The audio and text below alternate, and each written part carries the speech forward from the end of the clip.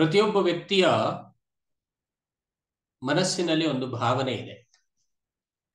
ಅದು ಭಗವಂತನ ಜೊತೆಗೆ ಭಕ್ತಿಯಿಂದ ಸೇರ್ಕೊಳ್ಳುತ್ತೆ. ಸೊ ಅದನ್ನು ಭಕ್ತಿ ಭಾವನೆ ಅಂತ ಕರೀತಾರೆ. ಅಂತಹ ಭಕ್ತಿಯನ್ನ ಭಗವಂತನಿಗೆ ತೋರಿಸ್ಲಿಕ್ಕೆ ಅನೇಕ ಮಾರ್ಗಗಳಿದಾವೆ. ಆ ಮಾರ್ಗಗಳಲ್ಲಿ ಭಗವಂತನನ್ನ ನಿತ್ಯ ಆರಾಧನೆ ಮಾಡೋದು ಕೂಡ ಒಂದು. ಆ ಆರಾಧನೆ ಮಾಡ್ಲಿಕ್ಕೂ ಕೂಡ ಅನೇಕ ಮಾರ್ಗಗಳಿದಾವೆ. ಧ್ಯಾನ ಅಥವಾ ಮಾನಸಿಕ ಪೂಜೆ, ಪೂಜೆ ಇತ್ಯಾದಿಗಳು.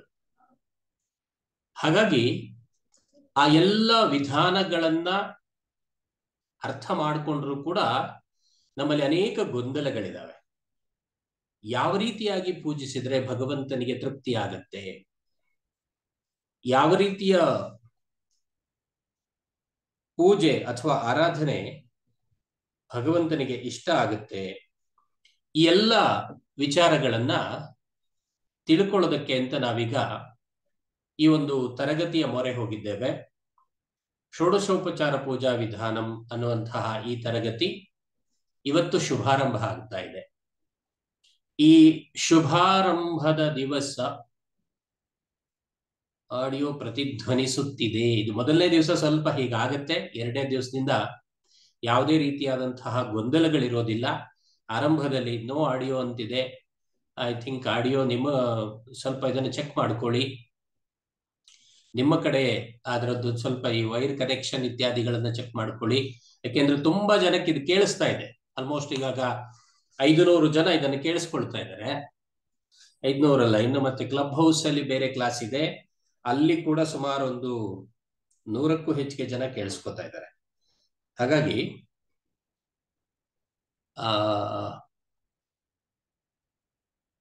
ನಿಮ್ಮಿಂದ ಯಾವುದೇ ವಾಯ್ಸ್ ಕೇಳಿಸ್ತಿಲ್ಲ ಅಂತ ಬೇರೆ ಬರ್ತಾ ಇದೆ. ಮಹೋದಯ ಸಮ್ಯಕ್ ಶ್ರೂಯತೆ. ಇಲ್ಲ, ಕ್ಲಿಯರ್ ಆಗಿದೆ ಗುರುಗಳೇ. ಬೇರೆಯವರಿಂದ ಕೇಳ್ಪಟ್ಟೆ, ಸುಮಾರು ಜನ ಕೇಳಿಸ್ತಾ ಇದೆ. ಎಲ್ರಿಗೂ ಕೇಳಿಸ್ತಾ ಇದೆ.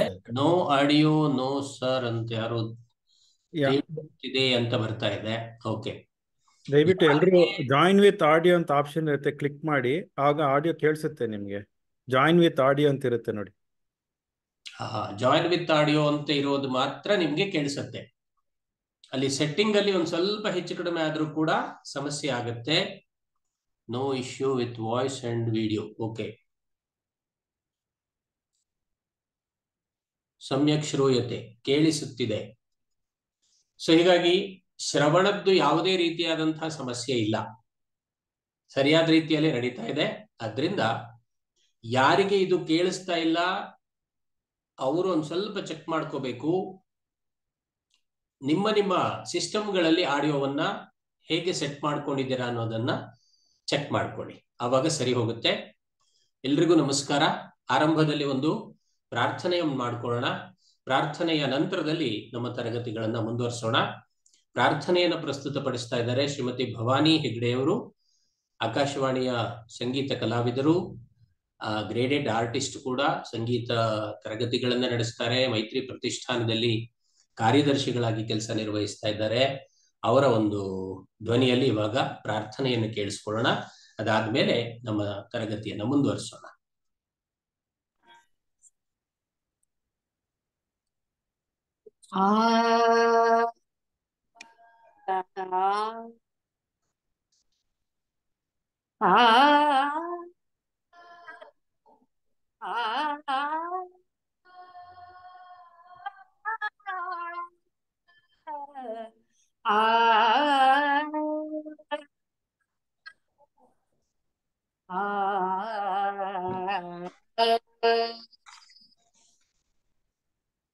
ಚರಣ ಕಮಲಗಳಿಗೆ ನಮಿಸಿ ಬೇಡಿಕೊಳ್ಳುವೆ ದೇವನೇ. ಚರಣ ಕಮಲಗಳಿಗೆ ನಮಿಸಿ ಬೇಡಿಕೊಳ್ಳುವೆ ದೇವನೇ.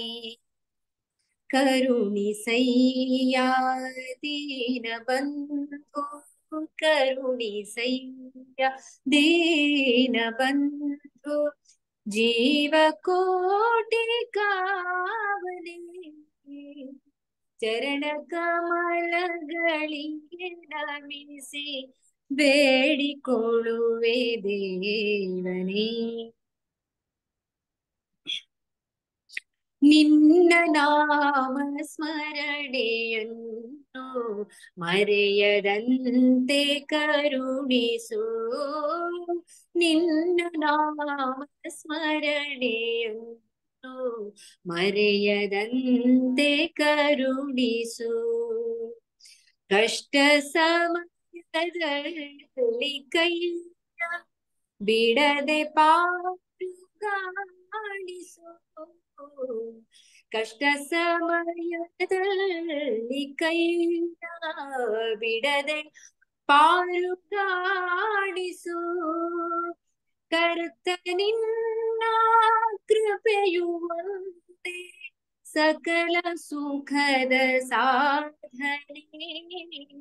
ಕರುಣಿಸಯ್ಯ ದೀನ ಬಂಧು ಜೀವ ಕೋಟಿ ಕಾವಲಿ. ಚರಣ ಕಮಲಗಳಿಗೆ ನಮಿಸಿ ಬೇಡಿಕೊಳ್ಳುವೆ ದೇವನೇ. ನೀತಿ ಮಾರ್ಗ ತ್ಯಜಿಸದಂತೆ ನಡೆಸು ನಿತ್ಯ ನಮ್ಮನು. ನೀತಿ ಮಾರ್ಗ ತ್ಯಜಿಸದಂತೆ ನಡೆಸು ನಿತ್ಯ ನಮ್ಮನು. ಇಹದ ಮೋಹ ಜಾಲದಿಂದ ದೂರವಿರಿಸು ಮನವನು. ಇಹದ ಮೋಹ ಜಾಲದಿಂದ ದೂರವಿರಿಸು ಮನವನು. ಶರಣು ಬಂದೆ ಸಲಹೋ ದೇವ, ಶರಣು ಬಂದೆ ಸಲಹೋ ದೇವ. ವರದ ಹಸ್ತನೆ ದೀನ ಬಂಧು ಜೀವ ಕೋಟಿ ಕಾವಲಿ. ಚರಣ ಕಮಲಗಳಿಗೆ ನಮಿಸಿ ಬೇಡಿಕೊಳ್ಳುವೆ ದೇವನೇ. ಚರಣ ಕಮಲಗಳಿಗೆ ನಮಿಸಿ ಬೇಡಿಕೊಳ್ಳುವೆ ದೇವನೇ. ಬೇಡಿಕೊಳ್ಳುವೆ ದೇವನೇ. ಬೇಡಿಕೊಳ್ಳುವೆ ದೇವನೇ.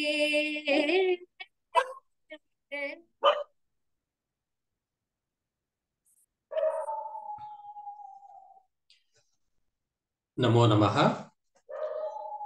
ಭಗವಂತನಲ್ಲಿ ಶರಣಾದರೆ ಅದಕ್ಕಿಂತ ದೊಡ್ಡ ಪೂಜೆ ಇನ್ನೊಂದಿಲ್ಲ ಅಂತ ನಮ್ಮ ಹಿರಿಯರು ಹೇಳ್ತಾರೆ. ಅಂದ್ರೆ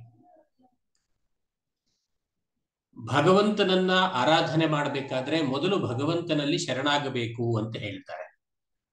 ಆ ಕಾರಣದಿಂದಲೇ ನಾವೆಲ್ಲರೂ ಕೂಡ ಭಗವಂತನಲ್ಲಿ ಶರಣಾಗೋದಕ್ಕೆ ಒಂದು ಮಾರ್ಗವನ್ನು ಕಂಡು ಹಿಡ್ಕೊಂಡಿದ್ದಿದ್ರೆ ಅದು ಪೂಜಾ ವಿಧಾನ.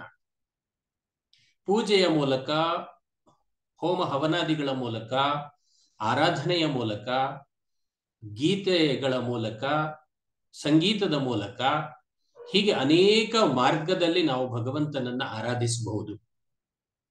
ಆದರೆ ಅತ್ಯಂತ ಸರಳವಾದ, ಅತ್ಯಂತ ಸಹಜವಾದ ಪದ್ಧತಿ ಅದು ಪೂಜಾ ಪದ್ಧತಿ.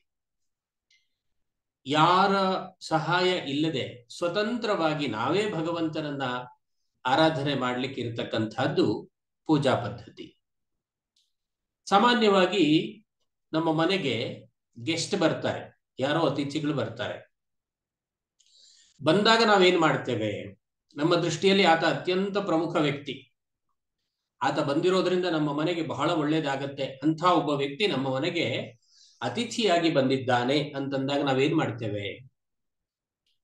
ಆ ವ್ಯಕ್ತಿಯನ್ನ ಅತ್ಯಂತ ಆದರದಿಂದ ಒಳಗೆ ಕರಿತೇವೆ. ನಾವು ಆದರದಿಂದ ವ್ಯಕ್ತಿಯನ್ನು ಒಳಗೆ ಕರೆದಾದ್ಮೇಲೆ ಆ ವ್ಯಕ್ತಿಗೆ ಕಾಲ್ ತೊಳ್ಕೊಳ್ಳೋಕೆ ನೀರು ಕೊಡ್ತೇವೆ. ಬನ್ನಿ ಕಾಲ್ ತೊಳ್ಕೊಳ್ಳಿ ಅಂತ ಹೇಳ್ತೀವಿ. ಅದಾದ್ಮೇಲೆ ಕಾಲ್ ಜೊತೆಗೆ ಕೈ ತೊಳ್ಕೊಳ್ಳುವಂತಹದ್ದು, ಅದಾದ್ಮೇಲೆ ಆತನಿಗೆ ಪಾನೀಯವನ್ನು ಕೊಡುವಂತಹದ್ದು, ಕುಡಿಲಿಕ್ಕೆ ಕೊಡುವಂತಹದ್ದು, ಆಮೇಲೆ ಆಹಾರವನ್ನು ಕೊಡುವಂತಹದ್ದು, ಹೀಗೆ ಅನೇಕ ರೀತಿಯ ಉಪಚಾರಗಳನ್ನು ಮಾಡಿ ಆ ವ್ಯಕ್ತಿಯನ್ನು ನಾವು ತೃಪ್ತಿಪಡಿಸ್ತೇವೆ. ಇದು ಸಹಜವಾಗಿ ನಡೀತಕ್ಕಂತಹ ಒಂದು ಪ್ರಕ್ರಿಯೆ ಕೂಡ. ಇದೇ ಕ್ರಿಯೆ ನಾವು ಭಗವಂತನ ಜೊತೆ ಮಾಡಬೇಕು.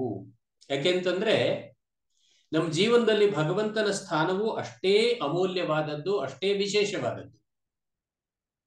ಅಂತಹ ಭಗವಂತನನ್ನ ಸೇವೆ ಮಾಡಬೇಕಾದ್ರೆ ನಾವು ಅನೇಕ ವಿಧವಾಗಿ ಅವನನ್ನ ಆವಾಹನೆ ಮಾಡಬೇಕು, ಅವನಿಗೆ ಆಸನವನ್ನು ತೋರಿಸ್ಬೇಕು, ಅವನಿಗೆ ಧ್ಯಾನವನ್ನು ಮಾಡಬೇಕು, ಅವನಿಗೆ ಅರ್ಘ್ಯವನ್ನು ಕೊಡಬೇಕು, ಅವನಿಗೆ ಪಾದ್ಯವನ್ನು ಕೊಡಬೇಕು. ಹೀಗೆ 16 ರೀತಿಯ ಉಪಚಾರಗಳನ್ನ ಭಗವಂತನಿಗೆ ಮಾಡೋದಿದೆಯಲ್ಲ, ಅದೇ ನಮ್ಮ ಭಾರತೀಯ ಸನಾತನ ಪರಂಪರೆಯ ವಿಶಿಷ್ಟವಾದ ಪದ್ಧತಿ ಷೋಡಶೋಪಚಾರ ಪೂಜಾ ಪದ್ಧತಿ ಅಂತ ಹೇಳಿಸ್ಕೊಂಡಿದೆ. ಅನೇಕರ ಮನಸ್ಸಲ್ಲಿ ಒಂದು ಭಾವನೆ ಇದೆ, ಪೂಜೆ ಅಂತಂದ್ರೆ ಅದು ತುಂಬಾ ಹೊತ್ತು ಮಾಡಬೇಕಾದಂತಹ ಕೆಲಸ, ಅರ್ಧ ಗಂಟೆ ಹಿಡಿಯತ್ತೆ, 3/4 ಗಂಟೆ ಹಿಡಿಯತ್ತೆ, ಆದ್ರಿಂದ ನಾನು ಪೂಜೆನೇ ಮಾಡಲ್ಲ, ಸುಮ್ಮನೆ ದೇವರ ಮನೆಗೆ ಹೋಗ್ಬಿಟ್ಟು ಒಂದು ಹೂವು ಹಾಕ್ಬಿಟ್ಟು ಹಾಗೆ ಹೊರಟು ಬಿಡ್ತೀನಿ ಅಂತ ಹೇಳುವವರ ಸಂಖ್ಯೆ ತುಂಬಾ ಇದೆ. ಆದರೆ ಅಂಥ ವ್ಯಕ್ತಿಗಳು ಕೂಡ ಕೇವಲ ಒಂದು 10 ರಿಂದ 15 ನಿಮಿಷಗಳಲ್ಲಿ ಆ ಭಗವಂತನನ್ನ ಆರಾಧನೆ ಮಾಡಿ, ಭಗವಂತನಿಗೆ ಹೂವು ಹಣ್ಣು ಎಲ್ಲವನ್ನ ಅರ್ಪಿಸಿ ಪ್ರಸಾದವನ್ನು ಸ್ವೀಕರಿಸಿ ತನ್ನ ಕೆಲಸಕ್ಕೆ ತಾನು ಹೋಗಬಹುದಾಗಿದೆ. ಇದನ್ನ ಅರ್ಥ ಮಾಡಿಸುವಂತಹ ಈ ತರಗತಿ ಇದೆಯಲ್ಲ, ಇದನ್ನ ನಾವು ಷೋಡಶೋಪಚಾರ ಪೂಜಾ ಪದ್ಧತಿ ಅಥವಾ ವಿಧಾನ ಅಂತ ಕರೆದಿದ್ದೀವಿ. ಹಾಗಾಗಿ ಈ ವಿಧಾನದ ಮೂಲಕ, ಈ ತರಗತಿಗಳ ಮೂಲಕ ಪೂಜಾ ಪದ್ಧತಿಯನ್ನು ಅರ್ಥ ಮಾಡಿಕೊಂಡು ತನ್ಮೂಲಕವಾಗಿ ನಮ್ಮ ಮನೆಗಳಲ್ಲಿ ನಿತ್ಯವೂ ಭಗವಂತನ ಆರಾಧನೆಯನ್ನು ಮಾಡುವ ಕೆಲಸ ಆರಂಭ ಆಯಿತು ಅಂತಂದ್ರೆ, ಅದು ಕೂಡ ಒಂದು ಸಿಸ್ಟಮ್ಯಾಟಿಕ್ ಆಗಿ ನಮ್ಮ ಹಿರಿಯರು ಯಾವ ರೀತಿಯಾಗಿ ಪದ್ಧತಿಯನ್ನು ಹೇಳಿಕೊಟ್ರೋ ನಮಗೆ, ನೋಡಿ ಭಗವಂತನನ್ನ ಹೀಗೆ ಅರ್ಚನೆ ಮಾಡಿ, ಹೀಗೆ ಮಾಡಿ, ಈ ರೀತಿಯ ಸತ್ಕಾರವನ್ನು ಮಾಡಿ, ಹೀಗೆ ಉಪಚಾರ ಮಾಡಿ ಅಂತ ನಮ್ಮ ಹಿರಿಯರು ಏನ್ ಹೇಳ್ಕೊಟ್ಟಿದ್ದಾರೋ ಆ ರೀತಿಯಾದಂತಹ ಆ ದಾರಿಯಲ್ಲಿಯೇ ನಾವು ಹೋಗಿ ಭಗವಂತನನ್ನ ಆರಾಧನೆ ಮಾಡಲಿಕ್ಕೆ ಅವಕಾಶ ಇದೆ ಅನ್ನೋದನ್ನ ತೋರಿಸ್ಕೊಡೋದಕ್ಕೋಸ್ಕರ ನಾವು ಈ ಷೋಡಶೋಪಚಾರ ಪೂಜಾ ವಿಧಾನಂ ತರಗತಿಯನ್ನ ಆರಂಭ ಮಾಡಿದ್ದೇವೆ. ಸಾಕಷ್ಟು ಜನರ ಪ್ರಶ್ನೆ ಇತ್ತು, ಹೇಗೆ ಪೂಜೆ ಮಾಡಬೇಕು? ಈಗ ನೀವು ಸಂಸ್ಕೃತ ಕಲ್ತವರು, ಸಂಸ್ಕೃತ ಗೊತ್ತಿದೆ, ನೀವು ಪೂಜೆ ಮಾಡ್ಬಿಡ್ತೀರಿ, ಆದ್ರೆ ನಮ್ಗೇನು ಗೊತ್ತಿಲ್ಲ, ನಮಗೆ ಆ ಭಾಷೆ ಗೊತ್ತಿಲ್ಲ ಅಂತೆಲ್ಲ ಅನೇಕರು ಪ್ರಶ್ನೆ ಮಾಡ್ತಾರೆ. ಆಗ ನಾವು ಒಂದು 3-4 ಜನ ನಮ್ಮ ಸ್ನೇಹಿತರೆಲ್ಲ ಸೇರಿ ಅಂದ್ಕೊಂಡಿದ್ದು, ಹೀಗೊಂದು ಆನ್ಲೈನ್ ತರಗತಿನ ಶುರು ಮಾಡೋಣ, ಅನೇಕರಿಗೆ ಇದು ಸಹಕಾರ ಆಗತ್ತೆ, ತುಂಬಾ ಜನ ಇದನ್ನು ಇಷ್ಟಪಡ್ತಾರೆ, ಬಹಳಷ್ಟು ಜನಕ್ಕೆ ಇದರಿಂದ ಸಹಾಯ ಆಗತ್ತೆ ಅನ್ನೋ ಒಂದು ಕಾರಣವನ್ನು ಇಟ್ಕೊಂಡು ನಾವು ಈ ತರಗತಿಯನ್ನ ಆರಂಭ ಮಾಡ್ತಾ ಇದ್ದೇವೆ. ಇವತ್ತಿನ ದಿವಸ ಅತ್ಯಂತ ಶುಭ ದಿನ. ನಾವೆಲ್ಲರೂ ಕೂಡ ಭಕ್ತಿ ಭಾವನೆಯಿಂದ ಈ ತರಗತಿಯಲ್ಲಿ ಬಂದು ಕೂತಿದ್ದೇವೆ. ಎಲ್ಲರೂ ಕೂಡ ಈ ತರಗತಿಯನ್ನ ಪೂರ್ಣವಾಗಿ ನಾವು ಆನಂದಿಸೋಣ, ಇದರಿಂದ ಆಗ್ತಕ್ಕಂತಹ ಒಂದು ಮನಸ್ಸಿನ ತೃಪ್ತಿಯನ್ನು ಅನುಭವಿಸೋಣ ಅಂತ ಹೇಳ್ತಾ 1-2-3 ಅಂಶಗಳ ಬಗ್ಗೆ ನಿಮಗೆ ಸ್ಪಷ್ಟೀಕರಣ ಕೊಟ್ಟು ನನ್ನ ಮುಂದಿನ ಈ ತರಗತಿಯನ್ನ ಸಮರ್ಥವಾಗಿ 30 ದಿನಗಳ ಕಾಲ ನಡೆಸ್ಕೊಂಡು ಹೋಗ್ತಕ್ಕಂತಹ ಮಾನ್ಯರಾದ ವಿದ್ವಾಂಸರಾದ ವೇದಾಧ್ಯಾಯಿಗಳಾದ ನಿತ್ಯ ವೇದ ಪಾರಾಯಣ ಮಾಡ್ತಾ ಇರುವಂತಹ ವಿದ್ವಾನ್ ಆದಿತ್ಯ ಶರ್ಮಾ ಅವರು ಇವತ್ತು ಈ ತರಗತಿಯನ್ನ ಮುಂದುವರಿಸಲಿಕ್ಕಿದ್ದಾರೆ. ಮಧ್ಯೆ ಮಧ್ಯೆ ನಾನು ಕೂಡ ಬರ್ತೇನೆ. ಹೀಗೆ ನಿರಂತರವಾಗಿ ನಾವು ಸಂಪರ್ಕದಲ್ಲಿರೋಣ. ಹೊಸ ರೀತಿಯಲ್ಲಿ ಹೊಸ ವಿಚಾರಗಳನ್ನ ನಾವು ಅರ್ಥ ಮಾಡ್ಕೊಳ್ತಾ ಹೋಗೋಣ ಅಂತ ಹೇಳ್ತೇನೆ. ನಾವು ಸುಮಾರು 1.5 ತಿಂಗಳ ಹಿಂದೆನೆ ಈ ತರಗತಿ ಮಾಡಬೇಕು ಅಂತ ನಿರ್ಣಯ ಮಾಡಿದ್ವಿ, ಆದ್ರೆ ಸಮಯ ಕೂಡ ಬಂದಿರಲಿಲ್ಲ. ಇವತ್ತು ಅದಕ್ಕೊಂದು ಒಳ್ಳೆಯ ಸಮಯ ಕೂಡ ಬಂದಿದೆ. ಆ ಸಮಯವನ್ನ ನಾವೆಲ್ಲರೂ ಉಪಯೋಗಿಸ್ಕೋಬೇಕಾಗಿದೆ. ಅದಾದ ಮೇಲೆ ಅನೇಕರಲ್ಲಿ ಒಂದು ಸಂಶಯ ಬಂತು, ನಮ್ಮಲ್ಲಿ ಒಂದು ಪುಸ್ತಕ ಇದೆ, ಷೋಡಶೋಪಚಾರ ಅಲ್ಲ, ದೊಡ್ಡ ಪುಸ್ತಕ ಇದೆ, ಆ ಇಡೀ ಪುಸ್ತಕನ ಓದಿ ಮುಗಿಸೋದು ಹೇಗೆ ಅಂತ ಗೊತ್ತಾಗ್ತಾ ಇಲ್ಲ ನಮಗೆ. ಅದರಿಂದ ಪೂಜೆ ಹೇಗ್ ಮಾಡೋದು ಅಂತ ಗೊತ್ತಾಗ್ತಾ ಇಲ್ಲ ಅನ್ನುವ ಸಂದೇಹ ಕೆಲವರದ್ದು. ಈ ಸಂಬಂಧವಾಗಿ ನಾವೇ ಒಂದು ಪುಸ್ತಕವನ್ನು ತಯಾರು ಮಾಡಬೇಕು ಅಂತ ಆಯ್ತು. ಸರಿ, ನಾವು ಷೋಡಶೋಪಚಾರ ಪೂಜಾ ಪದ್ಧತಿಯ ಒಂದು ಪುಸ್ತಕವನ್ನು ತಯಾರು ಮಾಡಿದ್ವಿ. ಆ ಪುಸ್ತಕವನ್ನು ಎಲ್ರಿಗೂ ಕಳಿಸ್ಬೇಕಾಯ್ತು. ಸುಮಾರು 600ಕ್ಕೂ ಹೆಚ್ಚು ಜನರಿಗೆ ನಾವು ಈ ಪುಸ್ತಕವನ್ನ ಒಬ್ಬೊಬ್ಬ ವ್ಯಕ್ತಿಗೂ ಕೂಡ ಅಷ್ಟೇ ಆಸ್ಥೆಯಿಂದ ಕಳಿಸ್ಕೊಟ್ಟಿದ್ದೇವೆ. ಇಲ್ಲಿ ಯಾವುದೇ ರೀತಿಯಾದಂತಹ ಗೊಂದಲಗಳಿಗೆ ಅವಕಾಶ ಇಲ್ಲ. ಅನೇಕರು ನಮಗಿನ್ನೂ ಪುಸ್ತಕ ಬಂದಿಲ್ಲ, ನಾವು ಪುಸ್ತಕವನ್ನು ಆರ್ಡರ್ ಮಾಡಿದ್ವಿ ಅಂತ ಹೇಳೋರು ಇದ್ದೀರಾ. ಆದ್ರೆ ಒಂದು ಗಮನಿಸಿ, ಕೆಲವು ದೂರದ ಊರುಗಳವರಿಗೆ ನಾವು ಕಳಿಸಿದ್ದು ಸ್ವಲ್ಪ ತಡ ಆಗಿದೆ. ಅದು ಕಳೆದ ಶುಕ್ರವಾರ ಅಷ್ಟೇ ಅದು ಪೋಸ್ಟ್ ಆಗಿದೆ. ಇವತ್ತು ಆಗ್ಲಿಲ್ಲ ಅಂತಂದ್ರೆ ಬಹುಶಃ ನಾಳೆ ಅದು ನಿಮ್ ಕೈ ಸೇರತ್ತೆ. ಎಲ್ಲರಿಗೂ ಪುಸ್ತಕ ಬಂದು ತಲುಪೋವರೆಗೂ, ಯಾರೆಲ್ಲ ಆರ್ಡರ್ ಮಾಡಿದಿರೋ, ಯಾರೆಲ್ಲ ಪುಸ್ತಕ ಬೇಕು ಅಂತ ಹೇಳಿದ್ರೋ ಅವರೆಲ್ಲರಿಗೂ ಪುಸ್ತಕ ಬಂದು ತಲುಪೋವರೆಗೂ ಕೂಡ ಪುಸ್ತಕದ ಅವಶ್ಯಕತೆ ಇಲ್ಲದೆ ನಾವು ಈ ತರಗತಿಗಳನ್ನು ಮುಂದುವರಿಸ್ತಾ ಇರ್ತೇವೆ. ಮೊದಲು ಒಂದು ಬೇಸ್ ಅನ್ನು ಕ್ರಿಯೇಟ್ ಮಾಡ್ತಾ ಇದ್ದೇವೆ. ಅರ್ಥಾತ್ ಈ 16 ರೀತಿಯ ಉಪಚಾರದ ಪೂಜೆಯ ಆರಂಭ ಹೇಗಿರಬೇಕು, ತನ್ಮೂಲಕವಾಗಿ ಭಗವಂತನ ಆರಾಧನೆಯನ್ನು ಹೇಗೆ ಮಾಡಬೇಕು, ಎಲ್ಲ ವಿಚಾರಗಳನ್ನ ನಾವು ತಿಳಿಸ್ಕೊಡ್ಲಿಕ್ಕಿದ್ದೇವೆ. ಅದೆಲ್ಲವನ್ನು ನಾವು ಅರ್ಥ ಮಾಡಿಕೊಳ್ಳೋಣ. ಅಷ್ಟೇ ಅಲ್ಲ, ಈ ತರಗತಿ ಅನ್ನುವಂಥದ್ದು, ಈ ಕ್ಲಾಸ್ ಅನ್ನುವಂಥದ್ದು ಬಹಳ ವಿಶಿಷ್ಟವಾದದ್ದು. ಬಹುಶಃ ಈ ರೀತಿಯಾಗಿ ಒಂದು ಪೂಜಾ ಪದ್ಧತಿಯನ್ನ ಆನ್ಲೈನ್ ಮುಖಾಂತರ ಹೇಳ್ಕೊಡುವಂತಹದ್ದು ಬಹುಶಃ ಬೇರೆ ಎಲ್ಲೂ ಇರ್ಲಿಕ್ಕಿಲ್ಲ ಅಂತ ಅಂದ್ಕೊಳ್ತೀನಿ. ಇದನ್ನ ನಾವು ಈ 30 ದಿನಗಳ ಕಾಲ ನಿರಂತರವಾಗಿ ನಾವು ಭಾಗವಹಿಸೋಣ. ಹಾಗೆ ಭಾಗವಹಿಸ್ತಾ ನಮ್ಮಲ್ಲಿ ಆ ಒಂದು ಭಕ್ತಿಯನ್ನ, ಶ್ರದ್ಧೆಯನ್ನ ಜಾಸ್ತಿ ಮಾಡ್ಕೊಳ್ಳೋಣ. ಯಾಕೆಂದ್ರೆ ಇದು ಎಲ್ರಿಗೂ ಕೂಡ ಉಪಯೋಗಿಯಾಗಿರ್ತಕ್ಕಂಥ ಸಮಯ. ಸಂಜೆ 6ರಿಂದ 7 ಅಂತಂದಾಗ ಸಾಕಷ್ಟು ಜನರಿಗೆ ಇದು ಬಹಳ ಉಪಯೋಗಿಯಾಗಿರುವಂತಹ ಸಮಯ ಅಂತ ಗೊತ್ತಾಯ್ತು. ಹಾಗಾಗಿ ಈ ಸಮಯವನ್ನು ನಾವು ಆರಿಸ್ಕೊಂಡಿದ್ದೀವಿ. ಈ ಸಮಯದಲ್ಲಿ ಈ ತರಗತಿಗಳು ನಡೆಯುತ್ತೆ.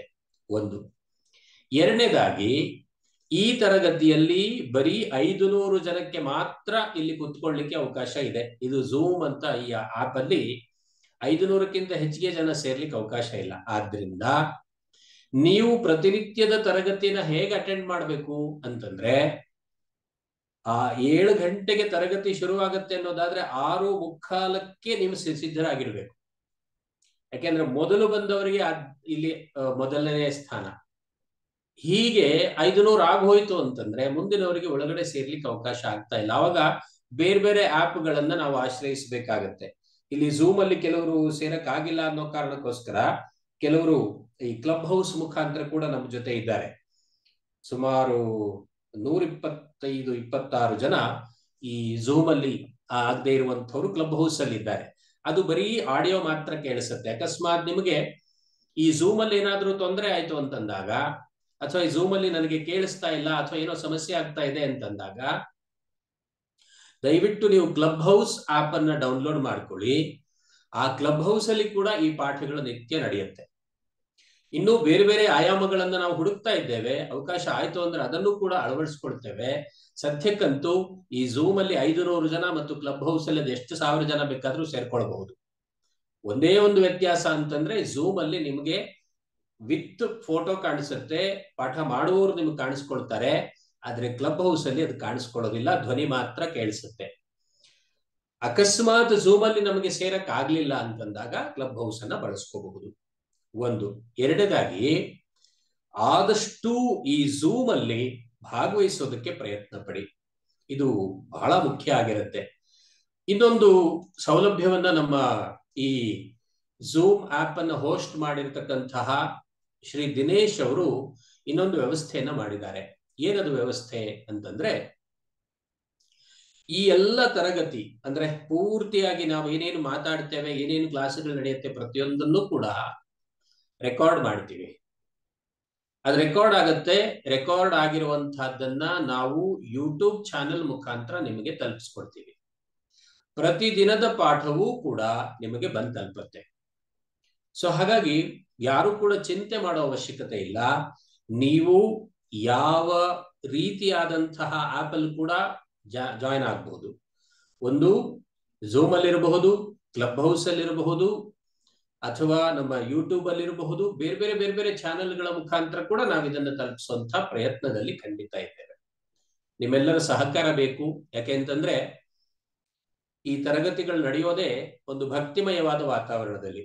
ಇಲ್ಲಿ ಯಾವುದಕ್ಕೂ ಕೂಡ ಚಿಂತನೆಗೋ ಅಥವಾ ವಾದ ವಿವಾದಕ್ಕೋ ಖಂಡಿತ ಅವಕಾಶ ಇಲ್ಲ. ಎಲ್ಲರೂ ಕೂಡ ಏಕಭಕ್ತಿಯಿಂದ ಭಗವಂತನನ್ನ ಆರಾಧನೆ ಮಾಡಬೇಕು ಅನ್ನೋದಷ್ಟೇ ನಮ್ಮ ಉದ್ದೇಶ ಆಗಿರುತ್ತೆ.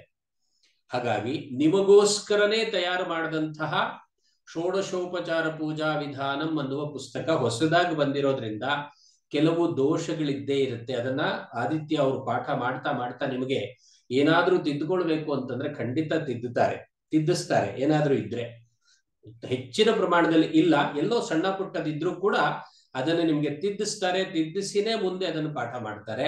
ಹಾಗಾಗಿ ಏನು ಚಿಂತೆ ಮಾಡೋ ಅವಶ್ಯಕತೆ ಇಲ್ಲ. ಒಂದೆರಡು ಸಣ್ಣ ಪುಟ್ಟ ದೋಷಗಳೇನಾದ್ರೂ ಕಂಡು ಬಂದ್ರೆ ಖಂಡಿತವಾಗಿ ನೀವು ಅದನ್ನ ನಮ್ಮ ಗಮನಕ್ಕೆ ತನ್ನಿ. ನಾವು ಅದನ್ನ ಮುಂದಿನ ಸಂಚಿಕೆಯಲ್ಲಿ ಅದರ ಮುಂದೆ ಪ್ರಿಂಟ್ ಆಗುವಾಗ, ಈಗ ಬರೀ ನಾವು ಒಂದು 500 ಕಾಪೀಸ್ ಮಾತ್ರ ಪ್ರಿಂಟ್ ಮಾಡಿ ನಿಮ್ಗೆಲ್ರಿಗೂ ಕಳಿಸ್ಬಿಟ್ಟಿದೀವಿ. ಇನ್ನು ಹೊಸದಾಗಿ ನಾವು ಮಾಡಬೇಕು ಅಂತ ಅನಿಸಿದಾಗ ಅದನ್ನೆಲ್ಲ ಕರೆಕ್ಷನ್ ಮಾಡ್ಕೊಂಡು ನಾವು ಮಾಡ್ತೀವಿ. ಹಾಗಾಗಿ ಆ ಪುಸ್ತಕದಲ್ಲಿ ಏನಾದ್ರೂ ದೋಷಗಳಿದ್ರೆ ಖಂಡಿತವಾಗಿ ನಮಗೆ ತಿಳಿಸ್ಕೊಡ್ಬೇಕು. ಆಮೇಲೆ ಇನ್ನೂ 3 ಪುಸ್ತಕಗಳನ್ನ ನಿಮ್ಗೆ ನಾವು ಕಳಿಸ್ಕೊಟ್ಟಿದ್ದೀವಿ. ಒಂದು ಸಂಸ್ಕಾರ ಸುಗಂಧ ಅಂತ. ಈ ಸಂಸ್ಕಾರ ಸುಗಂಧ ಅನ್ನುವಂತಹ ಪುಸ್ತಕದಲ್ಲಿ ನಿತ್ಯ ಸಂಸ್ಕಾರಗಳ ಬಗ್ಗೆ ವಿವರಣೆ ಇದೆ. ಬಹುಶಃ ಈಗಾಗಲೇ ನಿಮ್ಮ ಕೈಯಲ್ಲಿ ಅದು ಬಂದಿರುತ್ತೆ. ನಿತ್ಯ ಸಂಸ್ಕಾರಗಳು ಒಬ್ಬ ವ್ಯಕ್ತಿಗೆ ಮನೆಯಲ್ಲಿ ಇರಬೇಕಾದಂತಹ ಮತ್ತೆ ತನ್ನ ಮಕ್ಕಳಿಗೆ, ಮುಂದಿನ ಜನರೇಷನ್ಗೆ, ಮುಂದಿನ ಪೀಳಿಗೆಗೆ ಅದನ್ನು ಹೇಳ್ಕೊಡ್ಲಿಕ್ಕೆ ಬೇಕಾದಂತಹ ಕೆಲವು ಅಂಶಗಳನ್ನ ಸಂಗ್ರಹ ಮಾಡಿರುವಂತಹ ಒಂದು ಪುಸ್ತಕ. ಅದನ್ನು ಕೂಡ ನಾವು ಹೇಗೆ ಬಳಸಬೇಕು ಅನ್ನುವಂಥದ್ದನ್ನ ಮುಂದಿನ ದಿನಗಳಲ್ಲಿ ತರಗತಿಗಳಲ್ಲಿ ಅದನ್ನು ನಾವು ವಿವರಣೆ ಕೊಡ್ತೀವಿ. ಅದನ್ನು ಕೂಡ ರೆಫರೆನ್ಸ್ ಬುಕ್ ಆಗಿ ನಿಮಗೆ ನಾವು ಕಳಿಸ್ಕೊಟ್ಟಿದ್ದೀವಿ. ಇನ್ನೂ 2 ಪುಸ್ತಕಗಳು, ಒಂದು ವ್ಯವಹಾರ ಪದಕೋಶ, ಇನ್ನೊಂದು ಸಂಖ್ಯಾ ಪದಕೋಶ ಅಂತ 2 ಪುಸ್ತಕಗಳನ್ನು ಕಳಿಸಿದ್ದೀವಿ. ಯಾವುದು ಕೂಡ ವೇಸ್ಟ್ ಅಲ್ಲ, ಯಾವುದು ಕೂಡ ನಿಮಗೆ ಪ್ರಯೋಜನಕ್ಕೆ ಬರದೇ ಇರುವಂತಹ ಪುಸ್ತಕ ಅಲ್ಲ ಖಂಡಿತವಾಗಿ. ಯಾಕೆಂತಂದ್ರೆ ನಮ್ಮ ಮೈತ್ರಿ ಪ್ರತಿಷ್ಠಾನ ಕಳೆದ 30 ವರ್ಷಗಳಲ್ಲಿ ಸುಮಾರು 20 ಪುಸ್ತಕಗಳನ್ನ ಲೋಕಾರ್ಪಣೆ ಮಾಡಿದೆ. 20 ಪುಸ್ತಕಗಳನ್ನ ಲೋಕಾರ್ಪಣೆ ಮಾಡಿದೆ. ಆ 20 ಪುಸ್ತಕಗಳು ಪ್ರತಿಯೊಬ್ಬರ ಮನೆಯಲ್ಲಿ ಇರಬೇಕಾದಂತಹ ಪುಸ್ತಕಗಳು. ಯಾಕೆಂತಂದ್ರೆ ಒಂದಷ್ಟು ಜ್ಞಾನವನ್ನು ನಮಗೆ ತಂದು ಕೊಡ್ತಕ್ಕಂತಹ ಪುಸ್ತಕಗಳವೆಲ್ಲ. ಹಾಗಾಗಿ ಅಂತಹ ಜ್ಞಾನಪ್ರದವಾಗಿರತಕ್ಕಂತಹ ಇನ್ನೂ 2 ಪುಸ್ತಕಗಳನ್ನು ಕಳಿಸಿದ್ದೀವಿ. ಒಂದು ಸಂಖ್ಯಾ ವಿಶೇಷ ಪದಕೋಶ ಅಂತ, ಇನ್ನೊಂದು ವ್ಯವಹಾರ ಪದಕೋಶ ಅಂತ. ಇವೆಲ್ಲ ಯಾಕೆ ಪ್ರಯೋಜನಕ್ಕೆ ಬರುತ್ತೆ, ಹೇಗೆ ಅದನ್ನು ನಾವು ಬಳಸ್ಕೊಳ್ಬೇಕು, ಈ ಎಲ್ಲ ವಿಚಾರಗಳನ್ನು ನಿಮ್ಗೆ ಮಧ್ಯೆ ತಿಳಿಸ್ಕೊಡ್ತಾ ಇರ್ತೀವಿ. ಒಟ್ನಲ್ಲಿ 30 ದಿನಗಳ ಈ ತರಗತಿಗಳು ನಿಮಗೆ ಒಂದು ಕಂಪ್ಲೀಟ್ ಎಜುಕೇಶನ್, ಕಂಪ್ಲೀಟ್ ಜ್ಞಾನವನ್ನು ಕೊಡ್ತಕ್ಕಂಥ, ಒಂದು ಪರಿಪೂರ್ಣ ಜ್ಞಾನವನ್ನು ಕೊಡ್ತಕ್ಕಂಥ ಒಂದು ಮಾಧ್ಯಮವಾಗಿರುತ್ತೆ. ಖಂಡಿತವಾಗಿ ನೀವು ಅದನ್ನು ಬಳಸ್ಕೋಬೇಕಷ್ಟೇ. ಅಷ್ಟೇ ಅಲ್ಲ, ಇನ್ನೊಂದು ವಿನಂತಿಯನ್ನ ನಿಮ್ ಜೊತೆ ನಾನು ಮಾಡ್ಕೊಳ್ತಾ ಇದ್ದೇನೆ.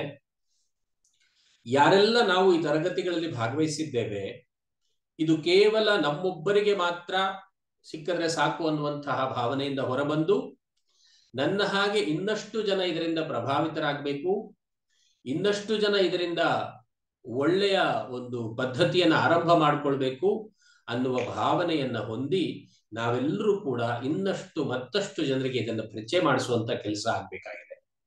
ಮುಂದಿನ ದಿನಗಳಲ್ಲಿ ಈ ಸನಾತನತ್ವವನ್ನ ಗಟ್ಟಿ ಮಾಡ್ಲಿಕ್ಕೆ ಬೇಕಾದಂತಹ ಭಗವಂತನ ಆರಾಧನೆಯನ್ನು ನಾವೆಲ್ಲರೂ ಕೂಡ ಅರಿತು ಚೆನ್ನಾಗಿ ತಿಳ್ಕೊಂಡು ನಾವು ಮಾಡೋದಿದೆಯಲ್ಲ, ಇದು ಬಹಳಷ್ಟು ಪ್ರಯೋಜನಕಾರಿಯಾಗಿರತಕ್ಕಂಥ ಒಂದು ಕೆಲಸ ಆಗಿರುತ್ತೆ. ಅದರಿಂದ ತಮ್ಮಲ್ಲೆಲ್ಲರಲ್ಲಿಯೂ ಕೂಡ ಒಂದು ವಿನಂತಿಯನ್ನು ಮಾಡಿಕೊಳ್ತಾ ಇದ್ದೇನೆ. ಈ ಒಂದು ಪೂಜಾ ಪದ್ಧತಿ, ಪೂಜಾ ವಿಧಾನ ಅನ್ನುವಂಥದ್ದು ಒಂದು ಸಲ ಶುರುವಾಯಿತು, ಒಂದ್ಸಲ ಮುಗಿದು ಹೋಯ್ತು ಅನ್ನುವಂತಹ ಕೆಲಸ ಅಲ್ಲ.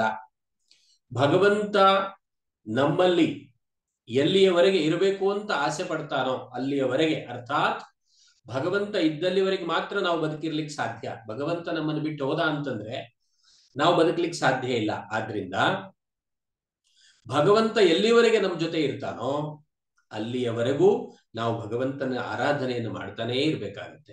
ಆ ಆರಾಧನೆಯನ್ನು ಎಲ್ಲಿವರೆಗೂ ಮಾಡಬೇಕೋ ಅಲ್ಲಿಯವರೆಗೂ ಈ ಷೋಡಶೋಪಚಾರ ಪೂಜಾ ವಿಧಾನ ಇದೆಯಲ್ಲ, ಇದು ನಮಗೆ ಸಹಾಯ ಮಾಡುತ್ತೆ.